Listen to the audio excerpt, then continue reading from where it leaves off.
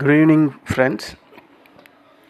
இந்த ஆடியோவில் நாளைக்கு நிஃப்டி 50 ப்ரீ மார்க்கெட் ரிப்போர்ட்டை பார்க்கலாம்.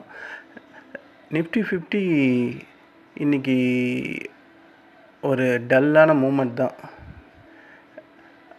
அந்த 24,830க்கும் 24,890 900 இதுக்குமே தான் ட்ரேட் ஆகிட்டு இருந்தது. ரொம்ப போரிங். நமக்கு எந்த ஒரு ட்ரேடும் இன்றைக்கி நிஃப்டி 50 கொடுக்கல, ஆப்பர்ச்சுனிட்டியே வரல. பட் சென்செக்ஸில் வந்தது அது. ஆனால் நான் சென்செக்ஸ் இன்றைக்கி ப்ரீ மார்க்கெட் ரிப்போர்ட் போடலை, டைம் இல்லை. காலையில் நிஃப்டி 50 மட்டும்தான் போட்டேன். ஆனால் சென்செக்ஸ்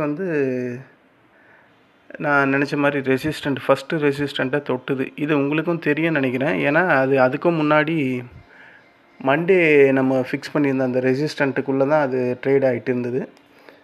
ஃபஸ்ட்டு ரெசிஸ்டண்ட்டை தொட்டுட்டு அவன் அதுக்கப்புறம் கீழே தான் இறங்கினான். அங்கே யாராவது நீங்கள் இன்றைக்கி எடுத்துருந்தீங்கன்னா ப்ராஃபிட்டாக இருந்திருக்கும்.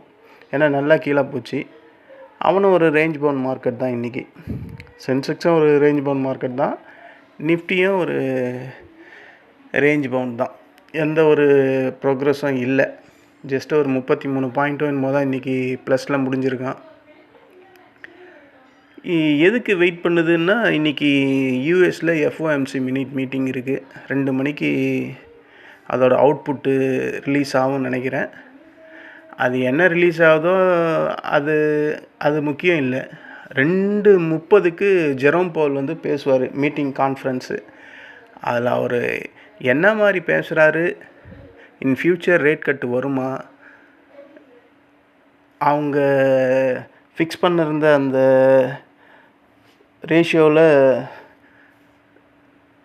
அமெரிக்கா யூஎஸோட ஏற்றத்தாழ்வு இறக்கம் வந்திருக்கா இல்லையா அப்படின்றதெல்லாம் அவர் அந்த மீட்டிங்கில் பேசுவார். அதுக்கப்புறம் தான் யூஎஸோட மார்க்கெட் ஒரு ஆட்டமே இருக்கும். எனக்கு தெரிஞ்சு இந்த மந்தில் ரேட் கட் வராதுன்னு தான் தோணுது. செப்டம்பரில் வேணும்னா ஒரு 0.25 குறைக்கலாம் அப்படின்னு நான் எக்ஸ்பெக்ட் பண்ணுறேன். ஏன்னா நான் நேற்றெல்லாம் அதை பற்றி படித்தேன். அதை படித்ததில் இந்த மாதிரி இருக்கிறதுக்கு வாய்ப்பு இருக்குது. இப்போது இன்றைக்கி சொல்கிற அவுட்புட்டில் ரேட் கட் எதுவும் இருக்காதுன்னு நான் நினைக்கிறேன். ஆனால் செப்டம்பர் மாதம் இதோட ஒரு மீட்டிங் இருக்குது. அதில் ரேட் கட் வர்றதுக்கான வாய்ப்பு அதிகமாக இருக்குது. ரேட் கட் பண்ணலன்னா இந்த ட்ரம்ப்பு ஜெரோம் பவுலை விடவே மாட்டார் போல இருக்குது. பேசியே மனுஷன் அவரை சாவடிச்சிடுவார் போல இருக்குது. அதிகார துஷ்பிரயோகம் அப்படின்னு சொல்லுவாங்கள்ல தமிழில், அதுதான் அங்கே நடக்குது. ட்ரம்ப்பு ஜெரோம் பவுல் மேலே அவரோட பவரோட எக்ஸ்ட்ரீம் லெவலை காட்டிக்கிட்டு இருக்காரு. அது என்னான்ட்டு இன்றைக்கி 2 மணிக்கு தெரிஞ்சிடும்.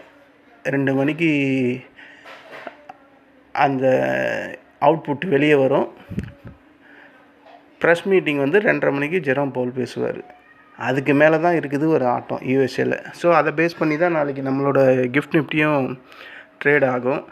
அந்த கிஃப்ட் நிஃப்டி என்ன பர்சன்டேஜில் பெரிய லெவலில் இறங்குதா இல்லை ஏறுதான்றது நாளைக்கு காலையில் நமக்கு தெரியும். அதை பேஸ் பண்ணி நம்ம நிஃப்டி 50யும் நாளைக்கு ட்ரேட் ஆகும். சரி, அப்படி ட்ரேட் ஆச்சுன்னா எந்த லெவல் அதுக்கு ரெசிஸ்டன்ட், எந்த லெவல் அதுக்கு சப்போர்ட்டாக இருக்கும் அப்படின்றத பார்க்கலாம். இன்றைக்கி ஜஸ்ட் ஒரு 32 பாயிண்ட்டு தான் அது ஏறி இருக்குது. கரெக்டுங்களா? சப்போர்ட் அதே தாங்க, இதில் எந்த மாற்றமும் இல்லை. நிஃப்டி 50க்கு ஃபஸ்ட்டு சப்போர்ட் 24,723.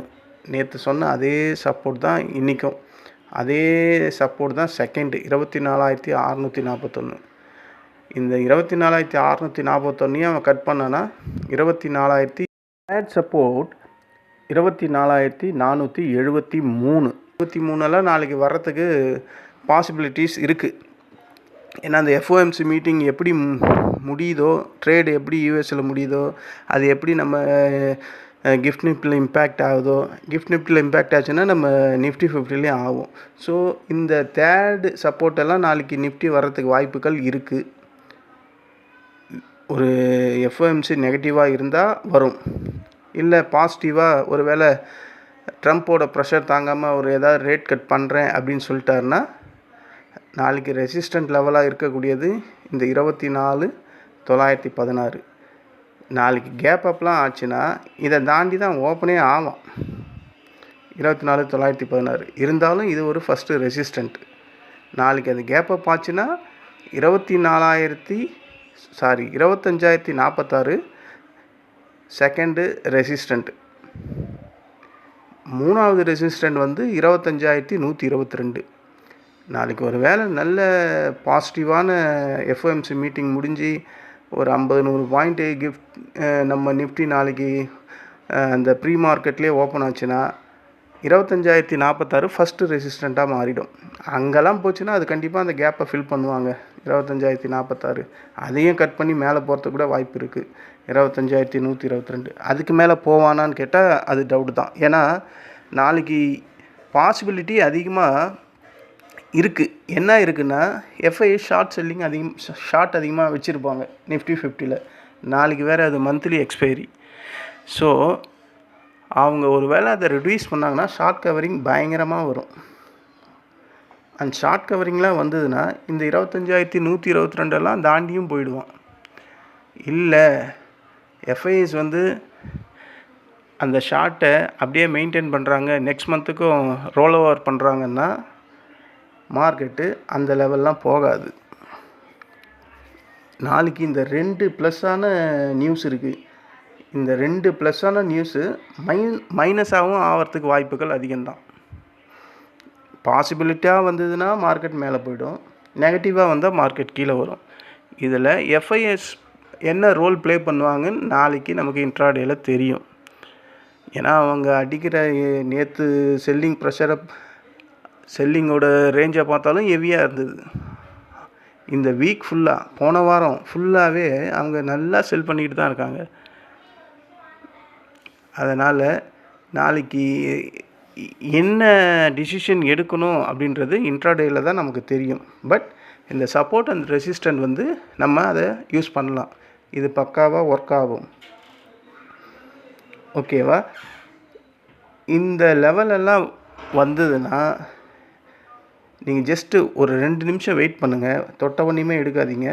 ஒரு 2 நிமிஷம் வெயிட் பண்ணிவிட்டு அதுக்கப்புறம் நான் சொன்ன மாதிரி இந்த மணி ப்ரீமியத்தை மட்டும் எடுங்க.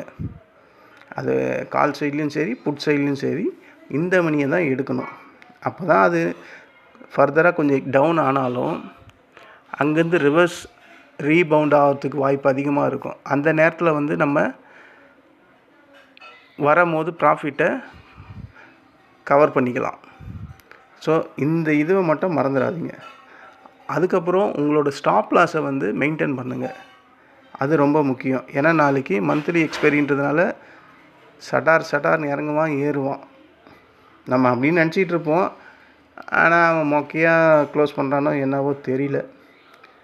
இந்த ஒரே ஒரு நியூஸ்க்காக வேணால் கொஞ்சம் வெலடைல் அதிகமாக இருக்குன்னு நினைக்கிறேன் இந்த எஃப்ஓஎம்சி மீட்டிங்கோட நியூஸால். எஃப்ஓஎம்சினுமோ அமெரிக்காவுக்கு தான். ஆனால் அவனை விட நமக்கு தான் அது அதிகமாக இம்பேக்டை க்ரியேட் பண்ணுது. இதுதான் நேர்களே நாளைக்கான நிஃப்டி 50யோட ப்ரீ மார்க்கெட் ரிப்போர்ட். எங்கே அதுக்கு சப்போர்ட் இருக்குது, எங்கே அதுக்கு ரெசிஸ்டன்ஸ் இருக்குது அப்படின்னு. இதை யூஸ் பண்ணுங்கள். ப்ராஃபிட்டபுளாக அமையும்னு நான் நம்புகிறேன். அமைஞ்சால் எனக்கு யூடியூப்பில் கமெண்ட் பண்ணுங்கள். நான் உங்கள் மகிழ்ச்சியோடு என்னுடைய மகிழ்ச்சியும் ஷேர் பண்ணுறேன். மேலும் எனக்கு ஒரு சின்ன உதவி, இந்த வீடியோவை பார்க்குற நீங்கள் உங்கள் ஃப்ரெண்ட்ஸ் சர்க்கிளுக்கு இந்த வீடியோவை ஷேர் பண்ணுங்கள். உங்கள் ரிலேட்டிவ்க்கும் ஷேர் பண்ணுங்கள். என்னையும் இந்த யூடியூப் சேனலில் கொஞ்சம் ஊக்குவிக்குங்க. என்கரேஜ் பண்ணுங்கள். Keep support. தேங்க்யூ.